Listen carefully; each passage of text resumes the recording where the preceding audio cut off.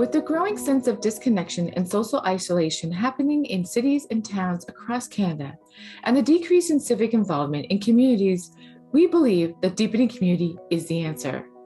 What we've learned is that there are common outcomes that communities across Canada are working towards: building a sense of belonging and citizenship, fostering equity and inclusion, communities to be safe and resilient, investing in local economy and food production, and protecting the environment.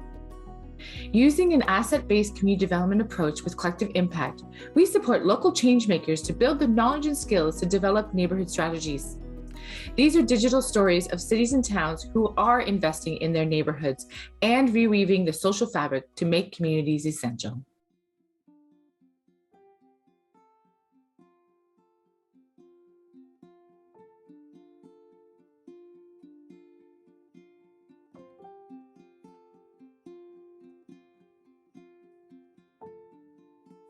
In your journey in neighborhood development, you have to keep asking, keep inviting, keep talking, keep listening, because it changes. We started in St. Albert talking about crime prevention, and that's why we started having block parties. But we really quickly learned that it was about so much more.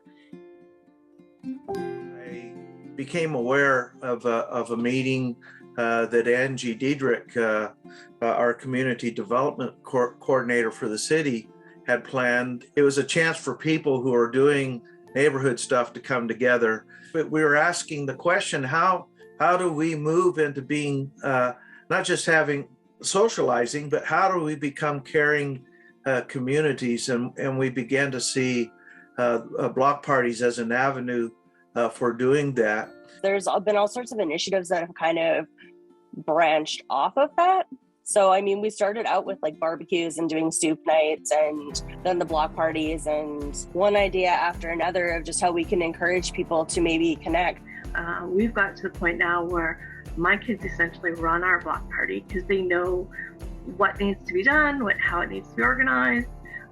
They know what types of activities people are going to want to do and engage in, and then they're there interacting with everybody and organizing, and they're just teenagers. What's neat to see is that other people are wanting to host these as well. Now COVID has kind of put that on hold for a bit, but we're looking forward to getting back to doing that.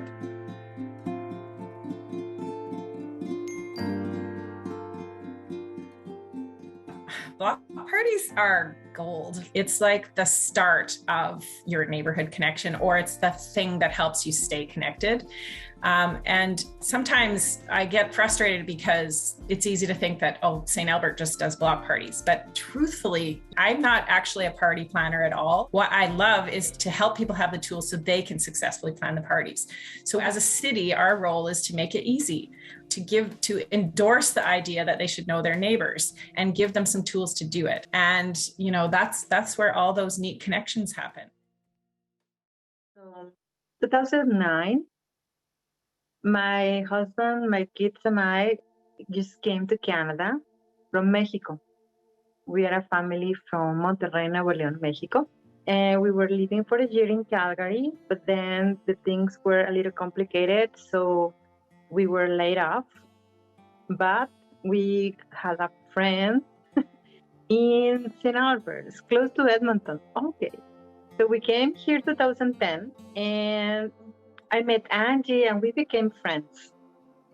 And for me, it was critical because I don't have family here. I have nobody. So having a friend was a start point. One of the beautiful programs that the city of St. Albert has is the Habitat for Humanity. Angie mentioned it to me, and we applied for it.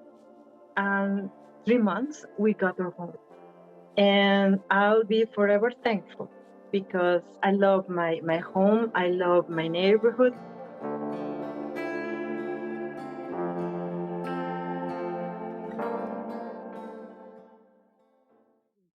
Being a part of the Neighborhood Connector program has affected me because I've been able to be more in contact with people, not just in my immediate neighborhood, but other neighborhoods as well. And I think that it's been really valuable to be able to share stories with people around me about how they've been able to connect with their neighbors and just being part of something that is positive. My husband and I have lived in this neighborhood for almost 30 years now, and my kids have grown up here. And we've always just interacted with people. We were never expecting any awards or accolades or special recognition because we helped somebody shovel their driveway, or we made soup for somebody who was sick, or whatever the case was. And then a few years back, we had a tough spell with our own family, and we had my father was in the hospital and needing open heart surgery, and so I had to go to be with him and my mother. And I just assumed my kids would look after themselves. I mean, they were young at the time, but you know, my husband's here, the kids are here, they could do it themselves. And then I get a phone call, and one neighbor had gone and picked up the kids after school and made sure they got home. Another neighbor had made them dinner. Another neighbor made sure there was a basket of muffins there for their breakfast the next day, without even being asked. So my son says to me, "Well, Mom, I always knew I lived in a great place, but I never knew I was so cared for."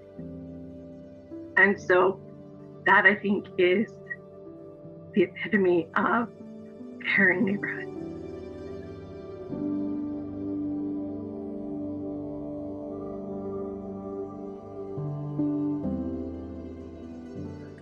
So the municipality supports us in doing this work. And then, you know, the social master plan helps guide, you know, what kind of themes that we need to be looking at. So when we did our social master plan, the sense of community and connectedness, residents told us that was really important to them. They wanted to know their neighbors and they wanted to feel safe in their communities. So it's kind of like it gave us the marching papers of what, you know, in general, what we were trying to do, but we're trusted as staff to carry that forward in, you know, so it was really easy to use the kind of community development principles that I've always felt were important to asset-based community development. So, you know, we were able to sort of just go forward with that. What I'm discovering is just how many people are hungry for relationships. And when you begin to connect with folks that live right near you, and you start having interaction with them, you begin to find just how rich it is to meet people and build relationships. Because I truly believe that it's important to do something good for people, right? So connections is gonna help you to help people somehow. The solutions to all of our problems lie within us, and just giving the citizens the ability to resolve the issues in their own neighborhoods makes every neighborhood stronger. When you were talking about just what to tell municipalities, right? It's nice when you feel valued, you know, when your community values you for the work that you're doing. It's huge. I don't think you have to draw a line between friendship and, you know, professional life, especially in community development work, because, you know, I do live in this community. I do care about it. You know, I do care how our communities develop. And I think that it's important that we connect with that human experience. We're here to be we're supposed to be having a happy, good life. And if I, in my role within the municipality, can remove some barriers so that we can get back to that, then that's what I think my role is.